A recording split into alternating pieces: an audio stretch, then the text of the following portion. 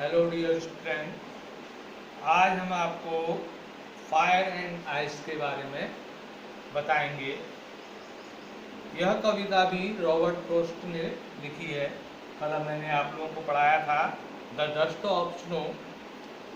तो यह कविता जो हमारी सेइंग्स हैं, यानी कि पृथ्वी के विनाश की, यानी कि हमारे पुराणों में और अन्य धर्म ग्रंथों में पृथ्वी के विनाश संबंधी विभिन्न भविष्यवाणियां हैं, तो उन्हीं के संबंध में जो है यह कविता लिखी गई है।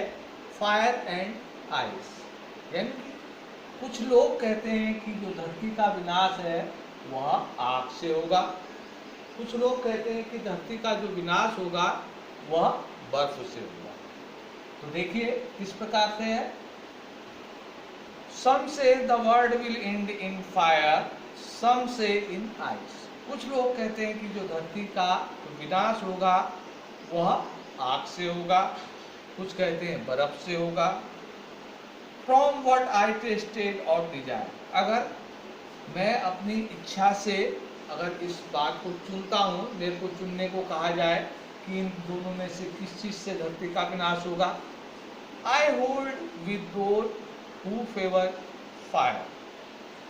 वह इसलिए मैं उन लोगों के पक्ष में हूं जो कहते हैं कि धरती का विनाश जो है आग से होगा, क्योंकि अब जहां तक मेरा मानना है कि कवि ऐसा इसलिए कहता है कि कवि एक क्रिश्चियन है, ईसाई है, और ईसाई जो धर्म ग्रंथ है यानी कि बाइबल, तो उसके अकॉर्डिंग जो है जो धरती का विनाश होना है वह आग से होना है।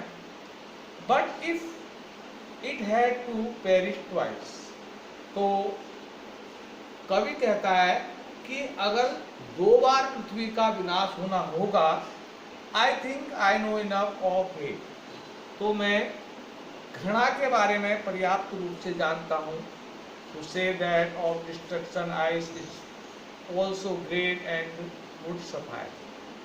और मैं कहता हूँ कि पानी भी जो है बहुत अधिक विनाश कर सकता है, और इसके द्वारा जो है धरती का विनाश होना, यानी कि पानी में भी इतनी पर्याप्तता है कि वह धरती का विनाश कर सकती है। अब देखिए इस कविता में जो कवि का ऐसा कहने का तात्पर्य आग और बर्फ से क्या है।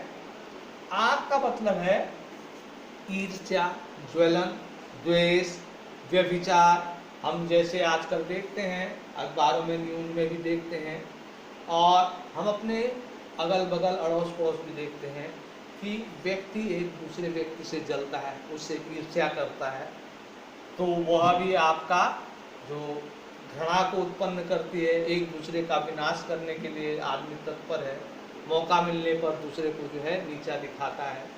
तो ये धन लोलुपता, काम वासना, ये सभी चीजें जो है आपको आग की तरफ इंगित करती है। आग का मतलब आग नहीं है, आग का मतलब है वे चीजें जैसे ईर्ष्या है, द्वेष है, जलन है। आपने देखा होगा पड़ोसी देशों में हमेशा मनमुटाव बना रहता है। आपने भारत पाकिस्तान देखा होगा, अपने पड़ोसी देखे होंगे, यहाँ समाज में ऐसे विभिन्न लोगों को देखा होगा जो कि ईर्ष्या, द्वेष और जलन से आपस में जो है उनका जो है व्यवहार रहता है। तो उसके लिए जो है फायर शब्द का प्रयोग किया गया है। आइस का मतलब है जो हमारे धर्म ग्रंथ हैं, यानी कि हमारे हिंदू धर्म ग्रंथ के अनुसार जो है पृथ्वी का विनाश जो है पानी से होना है। बर्फ, आइस लिखा है, आइस का मतलब बर्फ है, पर यहाँ पर पानी से है। हमने अपने धर्म ग्रंथों को पढ़ा है, तो एक हिसाब से यह बर्फ से यानी कि पानी से विनाश कैसे होगा। आपने देखा होगा पृथ्वी में हम प्रदूषण उत्पन्न कर रहे हैं और दिन प्रतिदिन यह बढ़ता जा रहा है, जिससे ग्लेशियर पिघल रहे हैं, समुद्र का जल स्तर बढ़ रहा है।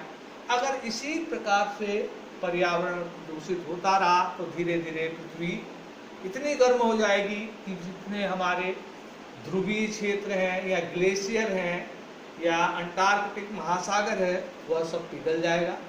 उसके पिघलने के फलस्वरूप क्या होगा, वह पानी बनकर समुद्र में जमा हो जाएगा और समुद्र का स्तर जो है एकाएक ही बढ़ जाएगा, जिससे संपूर्ण पृथ्वी जो है पानी में डूब जाएगी।